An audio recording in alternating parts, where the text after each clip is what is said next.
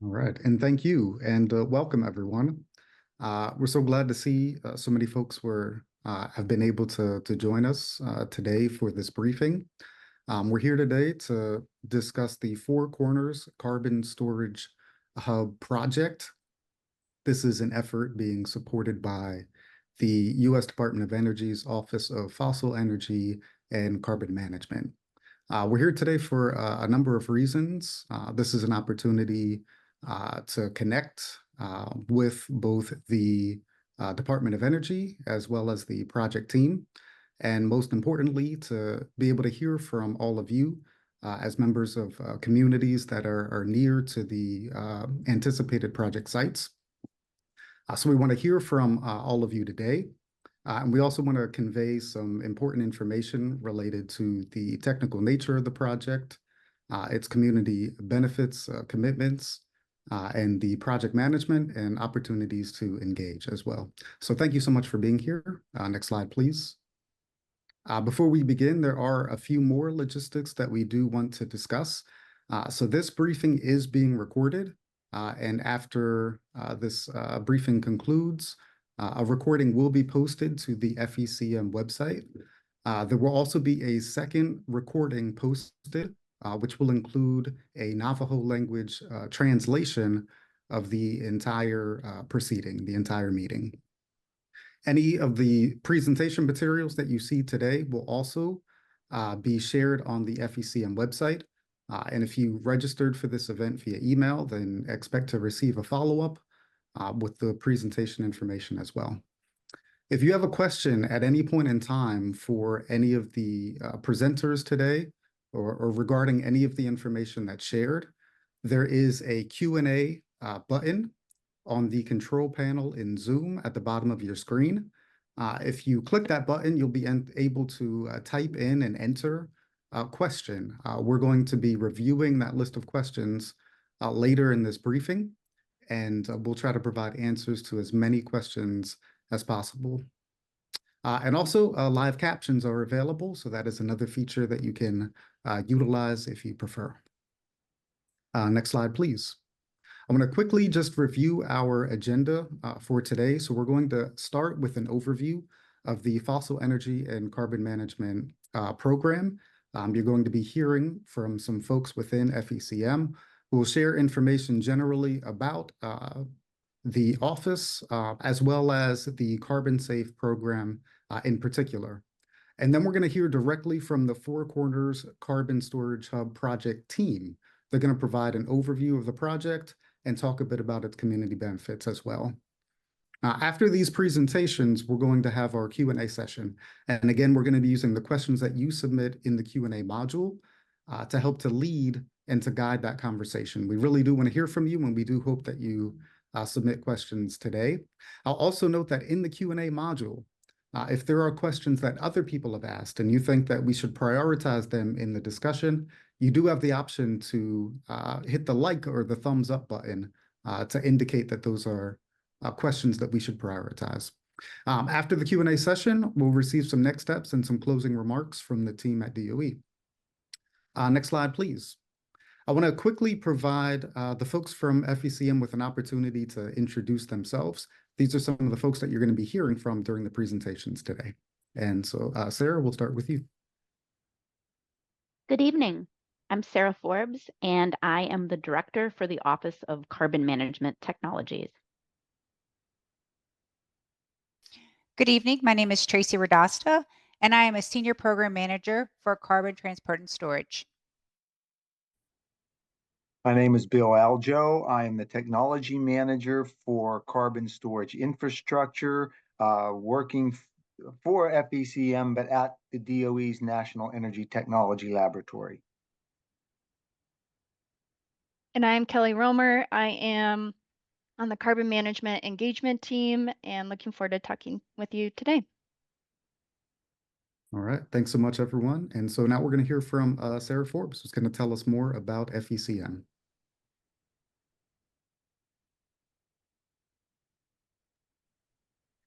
Thank you. So The Office of Fossil Energy and Carbon Management, or you've already heard a manual call it FECM, is divided into two main areas, carbon management and resource sustainability. The project we're going to talk about today and the team that you'll be hearing from are on the carbon management team. And we are working at research level, doing engineering studies, bench scale research, small pilots, and demonstrations of carbon management technologies. Next. So carbon management, what is it? It's a system of technologies. It includes point source carbon capture and carbon dioxide removal. So taking carbon dioxide out of emission streams from industrial sources or removing it directly from the air through carbon dioxide removal. The captured carbon dioxide then needs to be transported for either conversion into useful products such as fuels, chemicals, plastics, cement, building materials, or put in permanent geologic storage. Next. This is an organizational chart of our office, and you can see it's divided into two primary areas. So my office, the Office of Carbon Management Technologies, includes 5 research divisions. We do research on hydrogen with carbon management, carbon transport and storage, carbon dioxide removal, carbon conversion, and point source carbon capture. We also have a component of our office that's focused on engagement, policy and analysis, and partnerships with other federal agencies. Next. I included this slide to give a picture of the cycle of research and development. It's core to the way we think about things at DOE, and I want to just take a minute to talk about it. So emerging technologies are low in technical maturity, and that's where universities and laboratories do foundational science and discovery. Once a technology matures, it may move on to applied research and development and activities that de-risk the technology. If that's successful, it will move forward to pilot scale and validation. If that's successful, then large-scale demonstrations. And finally, at-scale deployment. Today, if you look across our research and development activities at the Department of Energy, we've invested across this continuum. With the passage of the Bipartisan Infrastructure Law and the Inflation Reduction Act, we're seeing increased investment in pilots, demonstrations, and hubs across clean energy technologies, including carbon management. Next. The Office of Fossil Energy and Carbon Management recognizes that for federal investments and projects to be successfully deployed and meet our net zero emissions goals, a broad understanding and meaningful engagement and participation of local communities and stakeholders, particularly those with environmental justice concerns, will be critical. So our engagement office is working to scale up engagement efforts that include things like developing educational materials and resources so that communities have information they need to evaluate a potential project, and developing social considerations and impacts guidance, implementing community benefit plan frameworks across the department. It's an exciting time, and meeting with you all tonight is part of that. Next. So from a DOE perspective, we understand and value the importance of doing this, of doing engagement. The Department of Energy teams, including our team from Fossil Energy and Carbon Management, have been engaging around the country where project development is expected to occur to increase awareness about carbon management technologies, the community benefit plans requirements, to ensure community and stakeholder participation are possible, and to learn about community questions and concerns. Over the last year, we've hosted and sponsored several engagement opportunities that integrate these principles. Last year in November, we sponsored a carbon management dialogue in Houston, Texas. And this past April, we had a carbon management workshop in Pueblo, Colorado. We're planning to continue a series of community engagement workshops this year in other areas of the country where project development is being considered. And we're committed to hosting one of these workshops in Northwest New Mexico in early 2025. For more information as it comes, please keep an eye on the FECM event calendar or send a note to the engagement email, which will be in these slides. And with that, I will conclude my remarks and turn it over to Tracy to share more about the CarbonSAFE program. Thank you all.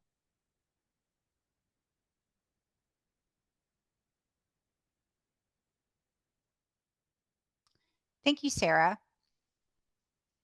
Next slide, please. Thank you. So as Sarah mentioned, fossil energy and carbon management, or FECM, has had more than 20 years of experience following a methodical approach to scaling up carbon storage. We've developed and validated technologies, and then through the regional carbon sequestration partnerships, pictured on this slide here, we've demonstrated the readiness for commercial scale storage. We started with the regional characterization to understand storage potential and carbon emissions throughout the US. Then we moved to the small scale projects, validating regions with the most promising storage opportunities. Next, large scale projects were then conducted to verify risk assessment and mitigation processes. These projects also included stakeholder engagement, validating monitoring technologies, and optimizing operational parameters. In 2017, FECM initiated the Carbon Storage Facility Assurance, or CarbonSAFE program. It began conducting commercial scale site characterization that was required for developing the storage infrastructure for the future carbon capture facilities. Next slide, please. Now, this site selection and characterization process, there are several critical components when planning a CO2 storage project. These include some like subsurface geology, the CO2 emissions, transportation, and community involvement. A key consideration, though, is the subsurface characteristics. For example, the types of rocks underground and their properties. These characteristics can vary from region to region. Some regions have suitable rocks and properties for permanent storage of CO2, while others do not. So the subsurface data collection, as you can see at the left side, begins at the basin scale, and then smaller subregions are identified. And as more data is collected, the project will move until a site is selected. A specific site characterization that occurs is a very thorough evaluation, and a lot of subsurface data is collected and analyzed to demonstrate to the Environmental Protection Agency, or the EPA, that the site will contain the CO2. So you're probably wondering what types of characterization activities occur at these sites. Next slide, please. So we wanted to show you what some of these characteristic activities are. This slide shows all 4 phases of the CarbonSAFE program.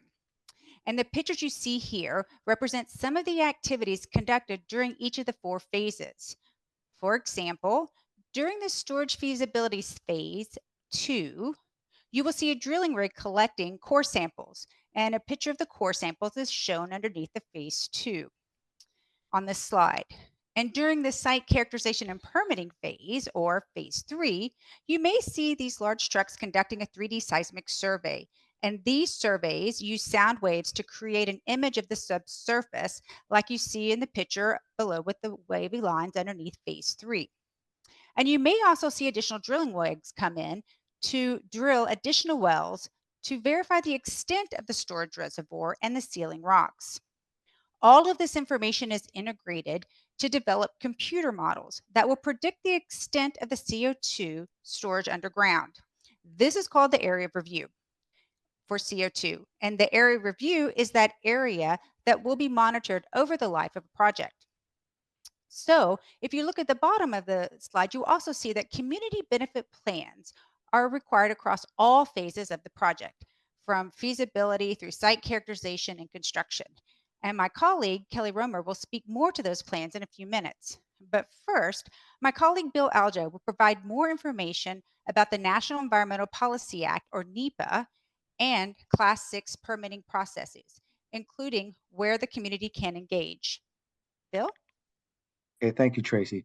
The one thing I should mention about the CarbonSAFE program, particularly its phased approach, there is no construction until phase 4.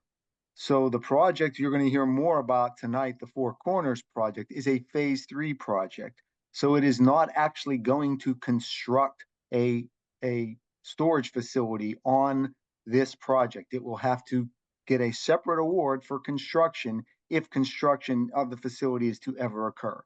But what I'm going to explain here is the National Energy Policy Act, or NEPA, process as it applies to a phase 3 project, which, as Tracy mentioned, is simply the site characterization and acquiring permits. And part of this phase 3 process is getting approval, or not necessarily approval, having an analysis done by the federal government under the National Energy Policy Act of the whole project through phase 4, with the idea that if they ever intend to construct, they have to have a NEPA analysis of their entire project. That analysis of the entire project is done during phase 3. However, the project itself, in terms of construction, is not done until phase 4. I want to make that clear up front. So what I want to do here with this flow chart is walk you through some of the public engagement opportunities that may exist during the course of the phase 3 project, which is the project we're speaking about tonight. And this is a general approach, not for the specific Four Corners project. It applies to all phase 3 characterization and permitting projects. It starts out with the application to the funding opportunity announcement. Every applicant submits what's called an environmental questionnaire, or an EQ, for every single work site at which work will be done under the phase 3 project. These environmental questionnaires are fairly extensive. They're about 30 pages long. They ask, what are the attributes of the sites at which work will be done, and the nature of the activities. Most of the work in phase 3 is going to be office space. So the impacts of that work is fairly small, and they usually get what's called a CX, or a categorical exclusion, from NEPA activities. And a CX doesn't mean we ignore things. A CX means that the activity under question is well defined. It's been done many, many times before, and their DOE has a very good understanding of what the impacts are. In most cases, there will be a categorical exclusion. The couple exceptions would be for activities that occur in the field. In many phase 3 projects, it's drilling a well or doing a seismic survey. Those specific activities still can and do receive categorical exclusions. However, the level of information that has to be provided is much greater, and it can take several months before or more before the full impact can be assessed, and the NEPA office can decide whether or not a category exclusion is warranted. The project can actually be awarded while this process is going on. The recipient of the award will just not be able to undertake those activities at sites for which a NEPA determination or a categorical exclusion has not been obtained. If it is decided that a categorical exclusion is not warranted, it goes to an EA or an EIS, which I'll explain in just a minute. Anyway, the next step in the process is that the award recipient submits what's called an EIV, or Environmental Information Volume. Now that covers the entire carbon capture and storage operation, from the beginning of capture through the end of storage and in the post-closure period. Their best estimates of the recipient's best estimates of what that project will be from soup to nuts. Even though not all that work is being done in phase 3, the environmental information volume has to cover that. And because it stems from the NEPA philosophy that if we do not build this storage site, we're going to assume for the moment that it is going to get built under phase 4. Every action that occurs because of the existence of that site has to be considered, and the impacts of that have to be considered. So it's a fairly extensive analysis. And anyway, the NEPA office reviews the information in the environmental information volume and makes a determination. is this an EA or an environmental assessment, or does this warrant an environmental impact statement? An environmental assessment is a still fairly thorough review, but not as extensive as an environmental impact statement. And the federal law says that an environmental assessment has to be completed with 1 year, and an environmental impact statement has to be completed within 2 years after this determination is made, in the green circle on the right. And those are events that occur in the first year of the project. If it is decided that an environmental impact statement is needed, the public has a chance for involvement during what's called a scoping period, whereby the award, or let's call it the award recipient or the project proponent, and DOE and the public decide what should be the scope of this environmental impact statement. The other information, our public input I would like to mention, it goes back to, for example, if there is a seismic survey or if there's well drilling, there have to be permits issued at the county and local level. The federal government doesn't have any say in that, but some county and state and local permitting regulations will require public notification and perhaps a public involvement. It all depends on the locality. So that is another opportunity that I didn't put on this slide. If you move down then to the bottom of the slide, going from right to left, DOE is responsible for preparing a draft environmental assessment document or an environmental impact statement document, again, relying on input from the project recipient to develop that document. When it is finished, the public comment period is 30 days for if it's an environmental assessment, or 45 days, and a second public hearing if it is an environmental impact statement. I should mention another opportunity in the lower right. While the draft environmental assessment or EIS is being prepared, the federal government, DOE, is responsible for conducting consultations with other federal agencies that may be affected by this project, and any tribes that may be affected by this project prior to the release of the draft EA or EIS and prior to the overall public comment period. After that public comment period, DOE takes all those comments and responds to every one of them, incorporates the input as needed into the final EA or EIS, and then that information goes into what's called a FONSI, which is a finding of no significant impact. That means that it's basically a DOE declaration. It's not a decision per se, but it is information that will be used by, in combination with other factors, to determine whether DOE goes ahead with the project. If the impact is found significant, and if it is an environmental assessment, the decision could be made, you know what, we need to do an environmental impact assessment. We can't find that the impacts are not significant. Therefore, we're going to proceed to a full environmental impact statement. Now, during this whole process of draft EA or EIS preparation and DOE's decision or final resolution of the document, the project may submit a Phase 4 application. However, the Phase 4 construction award may not be started or signed until either a record of decision, if it's an EIS, or a finding of no significant impact has been signed by DOE. So they can apply for a project, but they can't start until the NEPA process completed, which is with a FONSI or an ROD. And the color coding at the bottom gives you an idea of the time frame. The light blue is in the pre-award stage. Years 1 and 2 are the green. Years 2 and 3 are the second and third year, and years 3 is the purple. So next slide.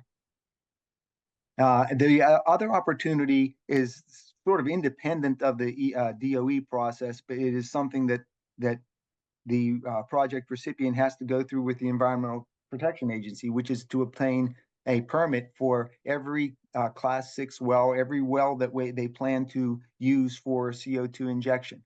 And how that applies to the Phase 3 project is, first the applicant submits a permit application to EPA, a permit application to construct. EPA does a sort of a paper review saying, are all the parts here? And if it does, it moves on to a technical review, which can last up to 18 months. And typically the CarbonSAFE Phase III activities that are covered under the DOE award is for this technical review period. Then EPA prepares a draft permit, and then there's a public comment period of 30 to 45 days after the draft permit to construct. Again, this is not a permit to inject. It is simply a permit to construct the well. And then public comment period occurs after the draft permit to construct has been issued. Then all the public comments that come in as part of that public hearing process go into the final permit. And then after that, there is a period during construction. There are a lot of tests that EPA makes the project proponent go through, and a lot of tests that they make them, and it's all prescribed by EPA. And then finally, and only then do they have authorization to inject. The thing to remember is that projects cannot apply for a Phase IV construction award until that application is at least in the technical review process. But they cannot receive a Phase IV award until that final permit is complete, until EPA has incorporated all public comment and says, okay, you have a permit to construct. Only then will a Phase IV construction award under CarbonSAFE be issued. And I hope that didn't take too long, and I'll be glad to take any questions that happen after that. Pass it on to Kelly Romer, who will talk about community benefits. Thank you, Bill, and thanks to everyone for tuning in this evening. Again, my name is Kelly Romer. I support the implementation of the Community Benefit Plan guidance across our office's portfolio. So what are Community Benefit Plans, or CBPs? They are a set of plans that aim to address societal considerations and impacts in federally funded projects. These plans are submitted alongside as part of a project's application package alongside technical elements. They are reviewed by both internal and external experts who have subject matter expertise or practitioner experience in the topic areas related to engagement, labor issues, diversity, equity, inclusion, and accessibility, and environmental justice. And for carbon-safe projects, CBPs make up to 20% of the application's overall score. Next slide, please. So community benefit plans must address 4 key priorities that emphasize early and robust engagement with community and labor stakeholders, high quality jobs and investments in workforce development, diverse and equitable participation in both employment and other economic opportunities, and the implementation of the Justice 40 initiative to ensure that benefits are directed to disadvantaged communities. Next slide. So as Tracy noted, the CBP requirements applies across technology types and phases of project deployment. So therefore, in projects and programs like CarbonSAFE that are designed in phases, community benefit activities, a lot like the technical aspects of projects, are expected to build on the engagement and the work from previous phases. So the scope of the projects that we're discussing today are focused on feasibility and site characterization and do not include commercial construction during this funding period. So for these phases, the CBPs emphasize activities that are necessary to establish that foundation of meaningful engagement and a plan for robust community benefits. So activities that we emphasize and want to see in CBPs look like dedicating time and resources to conduct the research, analysis, environmental justice assessments to better understand the project area and conduct that early engagement with community and labor stakeholders. It is really important to establish those two-way engagement mechanisms or processes for incorporating public input into project design and implementation. And it's just so important that this work happens early in project development, because developing those strong formal agreements that reflect authentic partnerships and community priorities takes time. And so that was a quick overview, but happy to return to CBP questions during our discussion. And next, I'll turn it over to William to present an overview of the selected CarbonSAFE Phase III project, Four Corners Carbon Storage Hub, that we anticipate being awarded soon. Thank you. Yeah, thank you, Kelly, for the quick introduction of our project. So the title of our project is the Four Corners Carbon Storage Hub, that is CarbonSAFE Phase III. I am Dr. William Ampoma, a professor at New Mexico Tech and also a research engineer at Petroleum Recovery Research Center. Please, next slide. I would like to introduce our team that forms the CBP team. So we do have, I'm starting from the top left, we do have Mr. John Lucian, who is a CBP coordinator. He's leading the effort, and he is also at New Mexico Tech. We do have Dr. Renalda Tosi. She's a professor, environmental science department at NMT. And also we do have Mr. George Elkasi. He's also a session head, industry outreach, at Petroleum Recovery Research Center. We do have Ms. Jennifer Rainey. She's a deputy director at Petroleum Recovery Research Center here at NMT. And also we do have Mr. Wally Dragmester. He is a contractor on the project, supporting us on community outreach, and he is with Path 3 Marketing. We do have Dr. Robert Balch. He's the director of Petroleum Recovery Research Center, and he's the project manager for this project. We do have Dr. Jenny Shemak. She's economics professor at UNM. We also do have Dr. Shruti Mishra. She's a social scientist at Sandia National Lab. We do have Mr. Steve Gray. Mr. Steve Gray is also from the Navajo Nation, and he's supporting us on the community engagement as well. And I'm William Ampoma. Next slide, please. So we do have quite a big big team that consists of academic institutions, which is led by New Mexico Tech. New Mexico Tech is the prime recipient of this award. We do have other universities in the state of New Mexico, specifically University of New Mexico, UNM, participating with the environmental justice effort as well.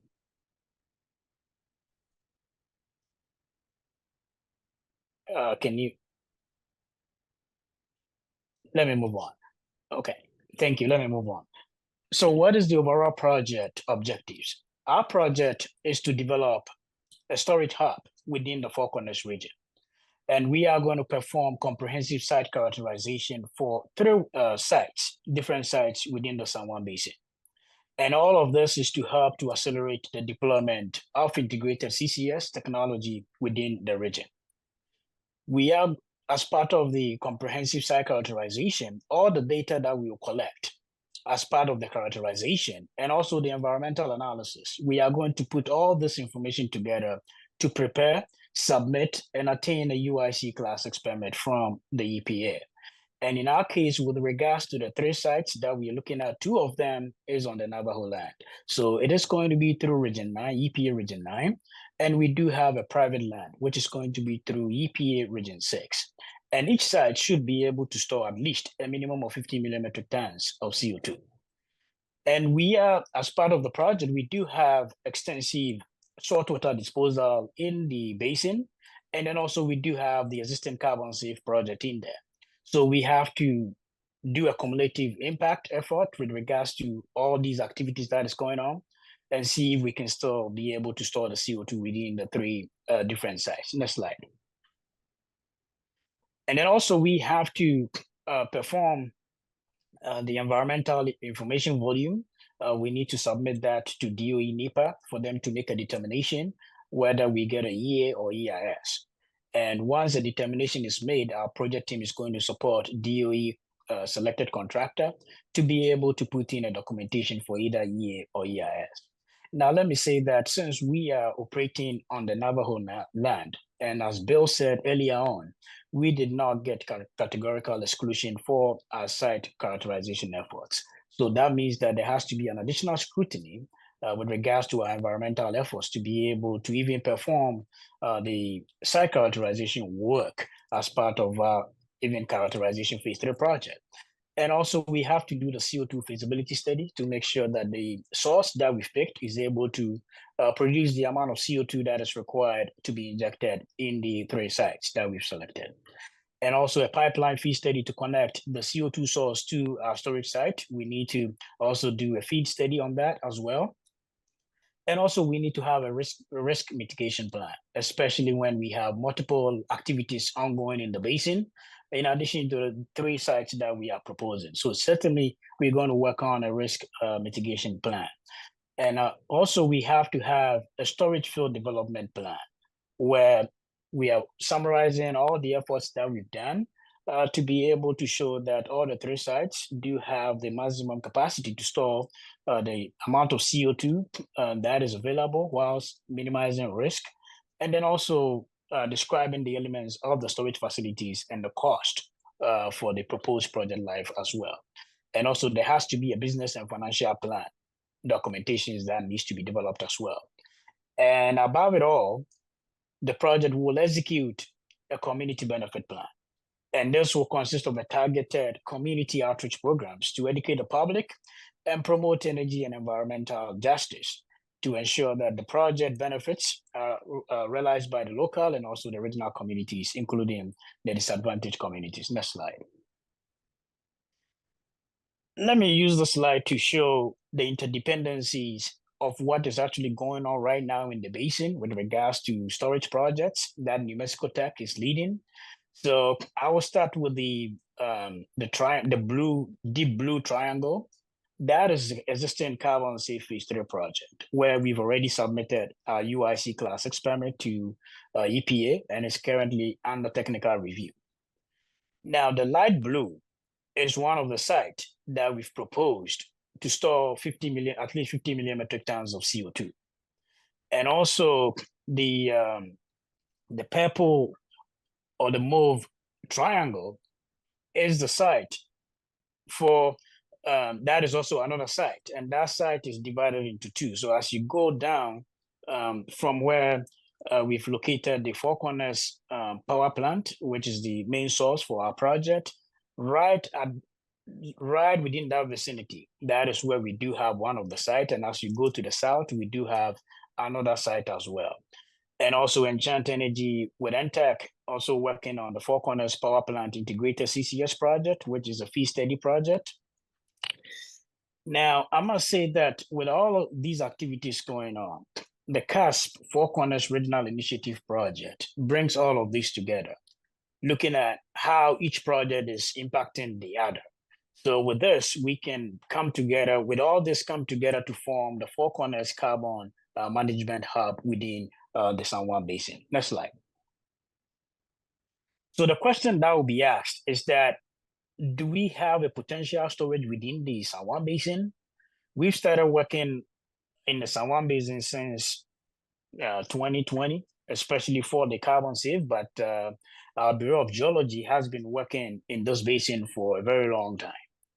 So on your left, I'm showing you the stratigraphic column of the San Juan Basin.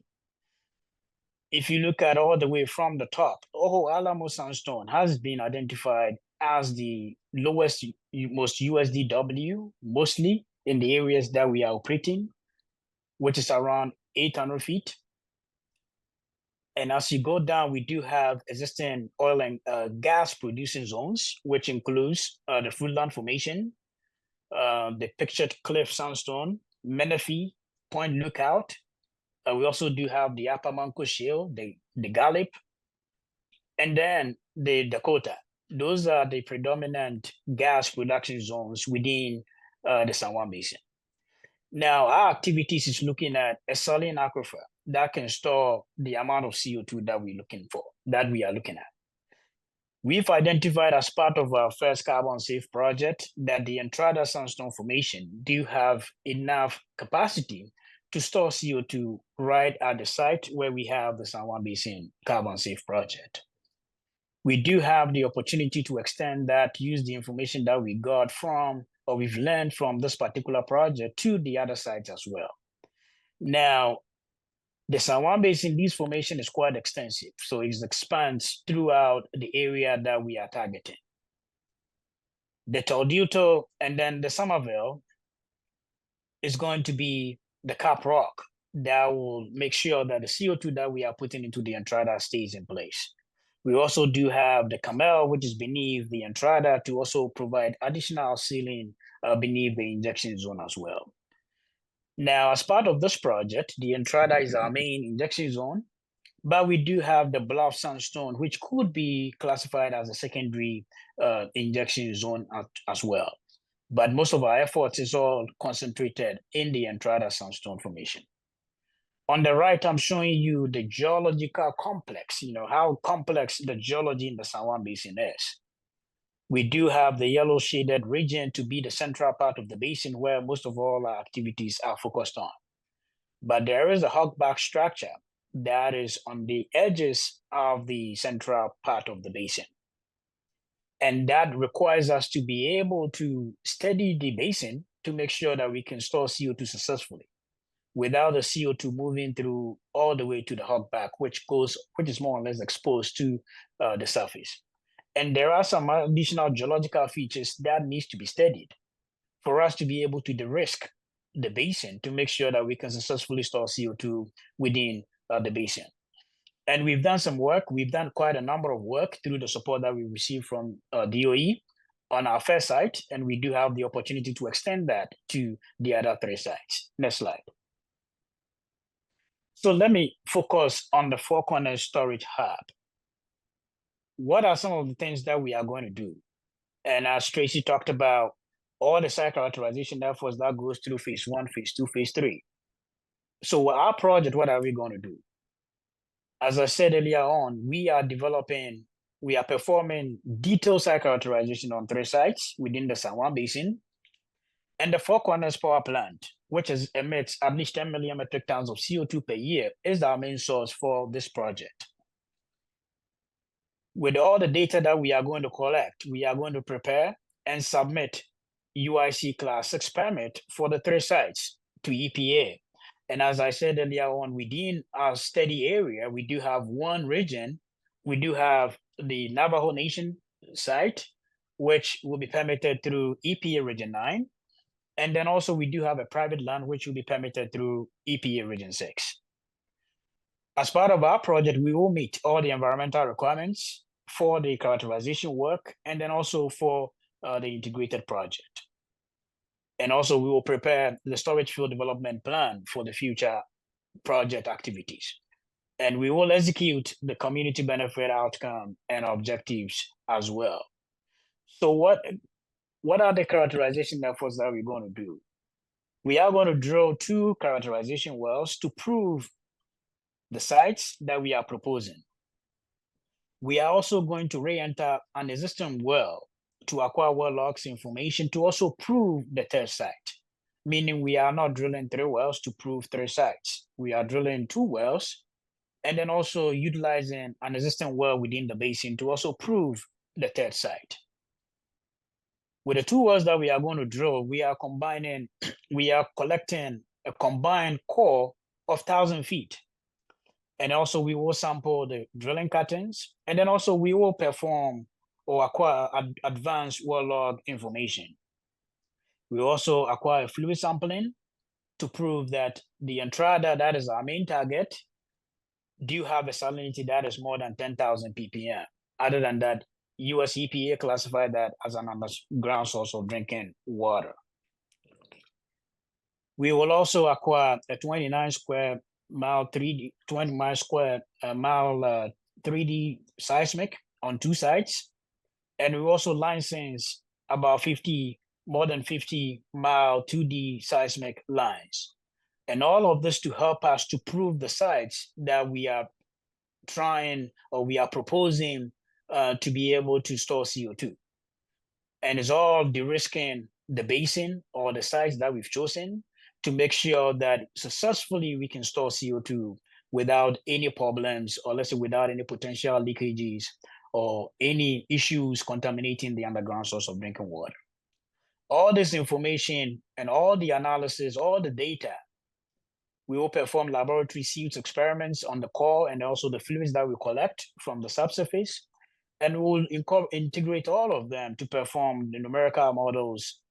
And that is going to help us to prepare the UIC Class 6 permit applications to be submitted to EPA. Next slide. So why the Four Corners Power Plant? And this slide is from the NAV Energy, which is a part of the NTEC. And why NTEC wants to still make sure that this plant continues to be in operation.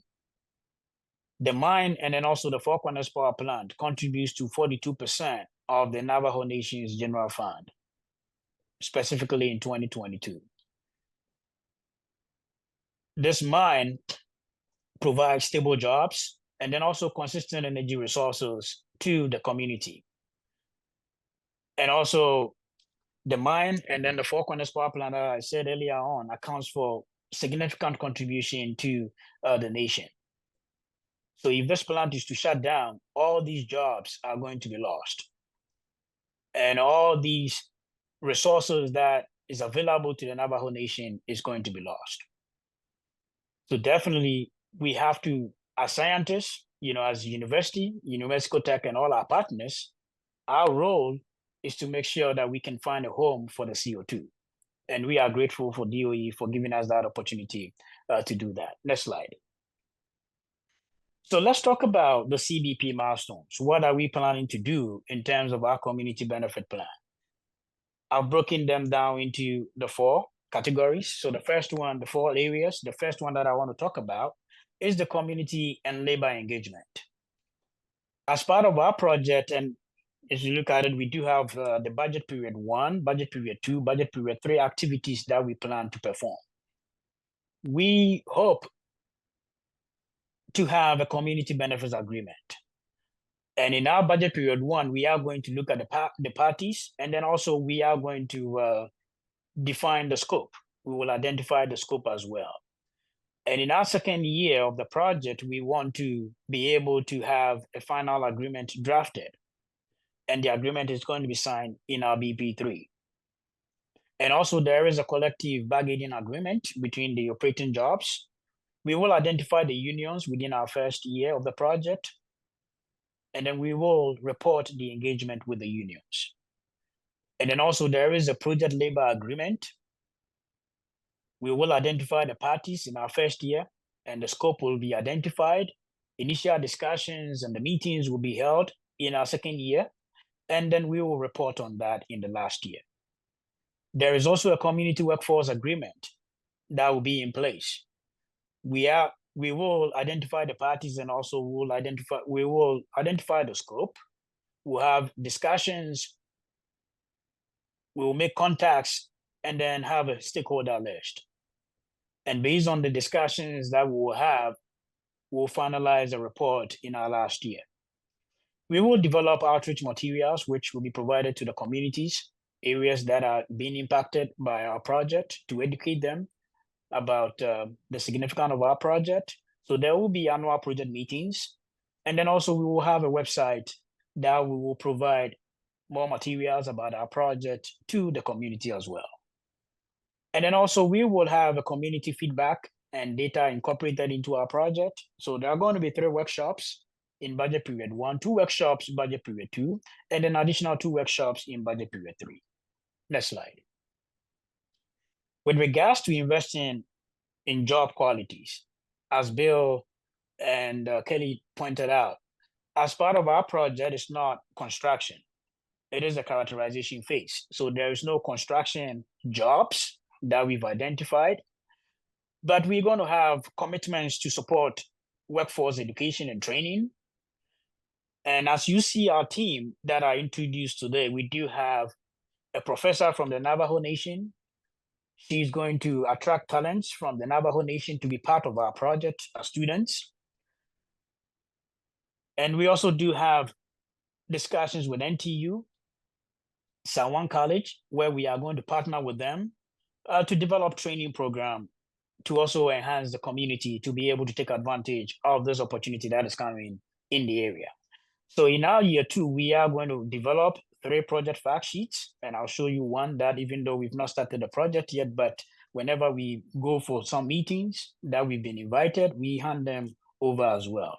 And we also develop training materials as well. We will have assessment of the economic impact and job creation. How is our project going to impact the communities that are going to be affected by our efforts? In our second year, we'll have initial white paper on the economic and job creation impact, and it will be revised, and the final paper will be delivered at the last year. Next slide. With regards to diversity, equity, inclusion, and accessibility, we definitely would have to revamp our local recruitment efforts, and then also ensure that the local communities have access to the jobs that are going to be created as part of this effort. And how do we do that? We will make sure that the jobs, especially the drilling of the well that we are going to drill, even the NEPA work, the EIV that needs to be done, the permitting, we are using a company from the Navajo Nation to help us with that. So we are going to make sure that we advertise the project in the local communities to make sure that we attract the local people to do the work in their local community that this project is going to be impacted on. We are going to report our efforts to create partnerships with training and placement programs for underrepresented workers as well. And there's going to be the targeted recruitment efforts. As I said, Renata already engaging to recruit a student from the Navajo Nation to be part of our project. And we'll continue to do that. We do have undergraduate students that are also from the nation that will recruit and train them. And they will be part of the project, for them to be able to explain the importance of the project to the community as well. So we'll certainly report on the efforts to create the partnership with training and placement programs for the underrepresented workers as well. And we'll partner and also we'll contract with MSI, or the business majority owners controlled by the underrepresented people as well. So in our first year, we'll have MSI and underrepresented business. We will identify them, and then also we'll engage them in the second year as well. We also advance diversity, equity, inclusion, and accessibility. We will define a list of the specific topics to be covered, and then also we'll present a DEI-focused topics during the team meetings and discuss, and also get a feedback. And we'll report this one in our last year. Next slide.